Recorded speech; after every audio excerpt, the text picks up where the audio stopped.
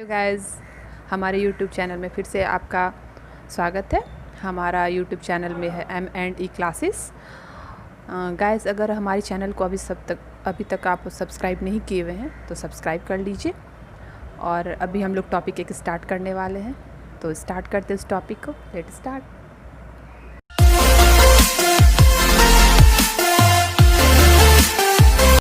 तो पहला क्वेश्चन है वैक्सीन आर टीके हैं। तो वैक्सीन यहाँ पर समझने वाली बात है कि वैक्सीन है क्या, होता क्या है। तो वैक्सीन इसलिए दिया जाता है कि किसी बीमारी का स्पेशल वैक्सीन होता है जिसको देने के बाद उसमें इतना इम्यूनिटी पावर हो जाता है कि उस बैक्टीरिया से जो उसके शरीर में होगा उससे लड़ने की क्षमता को प्रदान करता है। तो ऑप्शन देख लीजिए।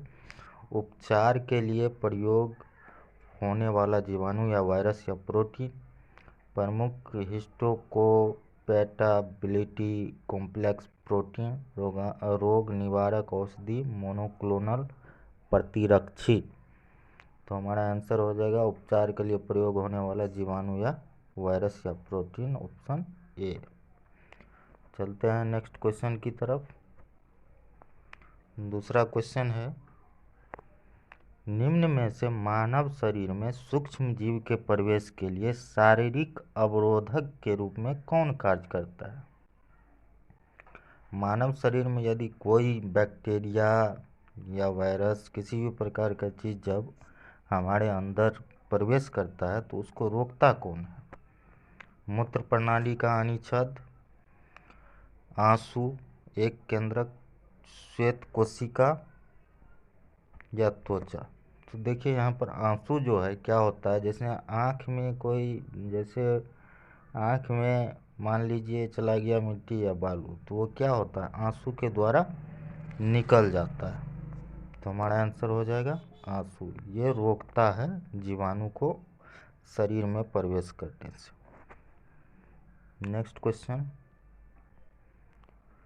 मलेरिया परजीवी अपना जीवन चक्र पूरा करता है। मलेरिया परजीवी अपना जीवन चक्र कितने होस्ट में पूरा करता है। 1 host, 2 host, 3 host, reservoir host, 1 परपोषी, 2 परपोषी, 3 परपोषी, जलाशय परपोषी।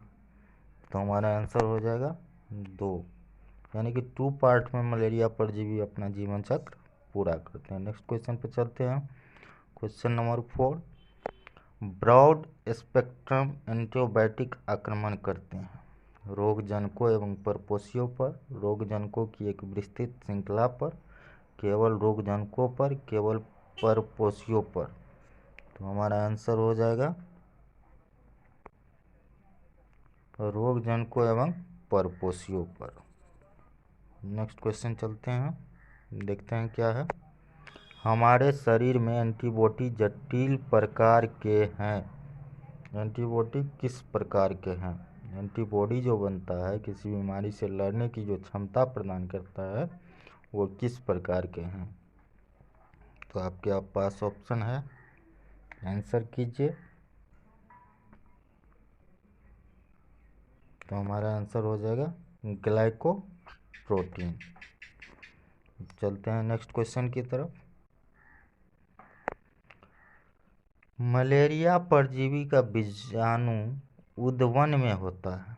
मलेरिया परजीवी का जो जीवाणु होता है वो कहाँ पाया जाता है। मनुष्य के यकृत यानी कि लीवर में, या मच्छर के आमाशय भित्ति में, या मनुष्य की लाल रक्त यानी कि आरबीसी में, या मनुष्य की लार ग्रंथि सैलिवरी ग्लैंड। सैलिवरी ग्लैंड कहाँ होता है, माउथ में। कहाँ पाया जाता है मलेरिया परजीवी का जीवाणु।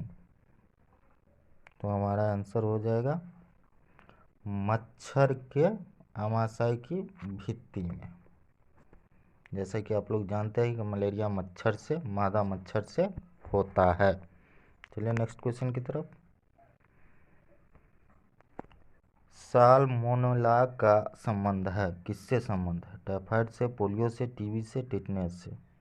तो हमारा आंसर हो जाएगा टाइफाइड से। नेक्स्ट क्वेश्चन की तरफ चलते हैं। क्वेश्चन नंबर 8, निम्न में कौन सी बीमारी एलर्जी द्वारा होती है। तो एलर्जी द्वारा कौन सी बीमारी होती है। घेंगा रोग, त्वचा कैंसर, परागत ज्वर यानी कि हैवी फीवर, आंत्र ज्वर। तो एलर्जी के कारण कौन सा होता है? एलर्जी के कारण होता है मेरा आंसर हो जाएगा हैवी फीवर। ये क्या होता है? एलर्जी के कारण होता है। चलते हैं नेक्स्ट क्वेश्चन की तरफ। कैंसर कोशिकाओं को विकिरण द्वारा आसानी से नष्ट किया जा सकता है, जिसका कारण है जब किसी को कैंसर होता है तो उसको क्या करता है, अल्ट्रावायलेट रे देकर उसको नष्ट किया जाता है, हटाया जाता है कोशिकाओं सेल को। तो ये किस कारण होता है, क्यों ऐसा होता है? तो आपके पास ऑप्शन है तीव्र कोशिका विभाजन, पोषण की अल्पता, तीव्र उत्परिवर्तन, ऑक्सीजन की कमी। तो हमारा आंसर हो जाएगा तीव्र कोशिका विभाजन। नेक्स्ट क्वेश्चन की तरफ चलते हैं।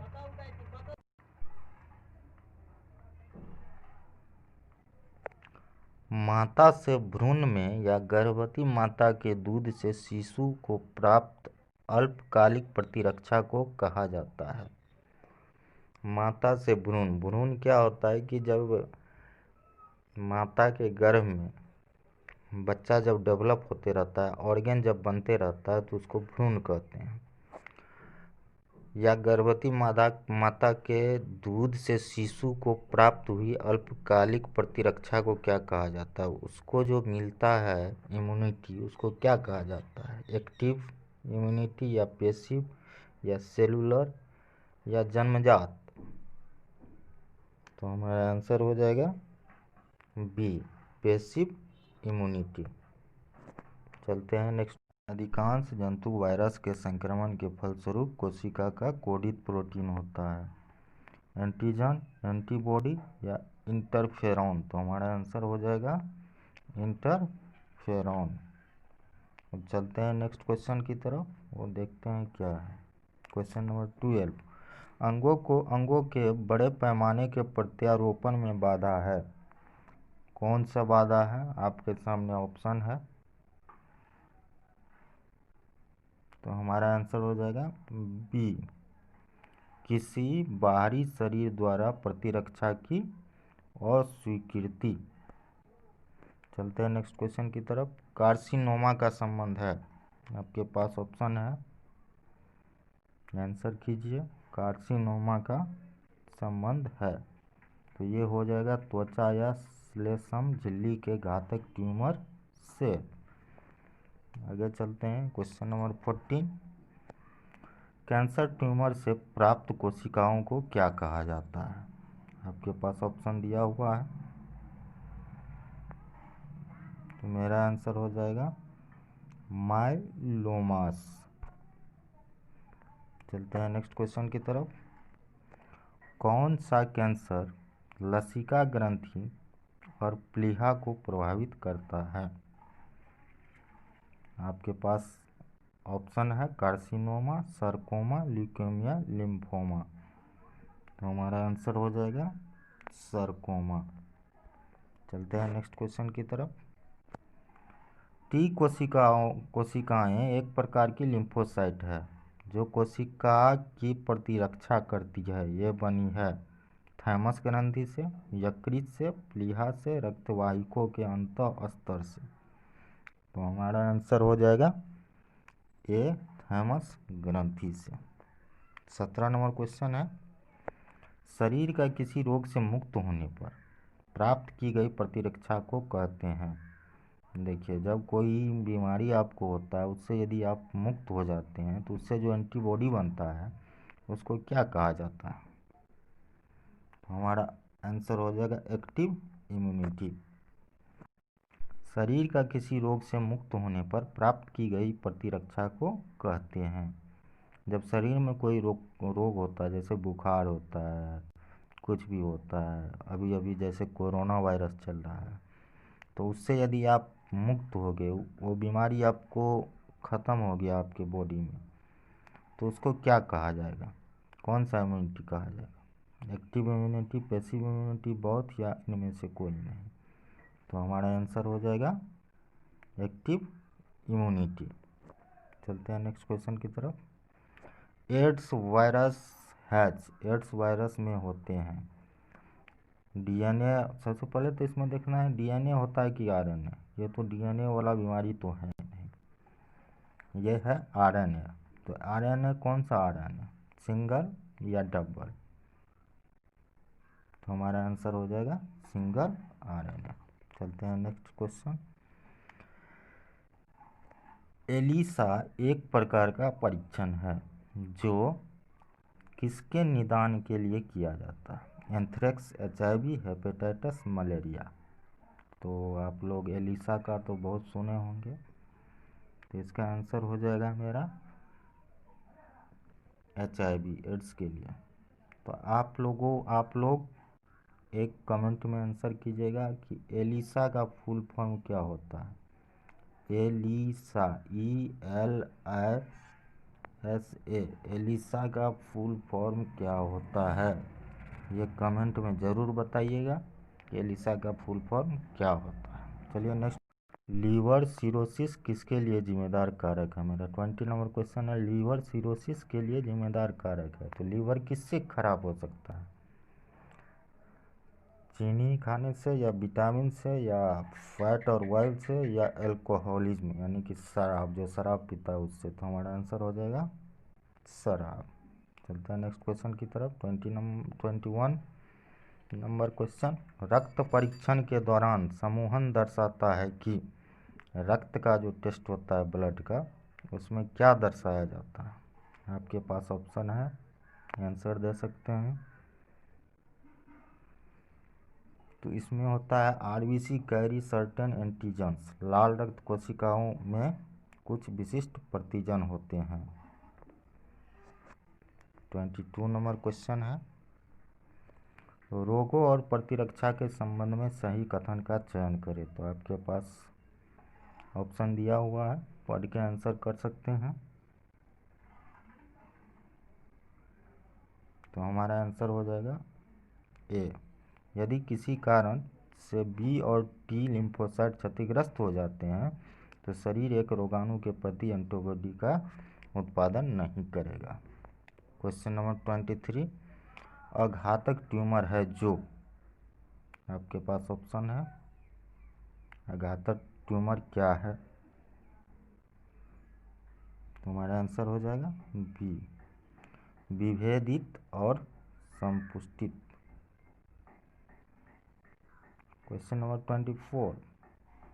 किसी भी व्यक्ति में टेटनस की प्रगति को रोका जा सकता है, कैसे रोका जा सकता है? आपके पास ऑप्शन दिया हुआ है, आंसर कर सकते हैं।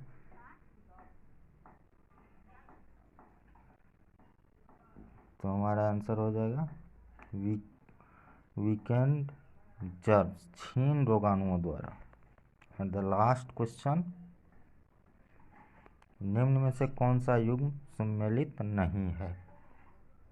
ऑप्शन है आपके सामने, आंसर दे सकते हैं। तो हमारा आंसर हो जाएगा डी, टेटनस पार्सुचेरेला पेस्टिस। तो ये था 25 क्वेश्चन। आप लोग अपना सही करके बताइएगा कमेंट में कि आपका कितना क्वेश्चन सही हुआ। और वीडियो देखने के लिए बहुत बहुत धन्यवाद। यदि चैनल को सब्सक्राइब नहीं किए हैं तो प्लीज़ चैनल को सब्सक्राइब कर लें। Thank you for watching this video.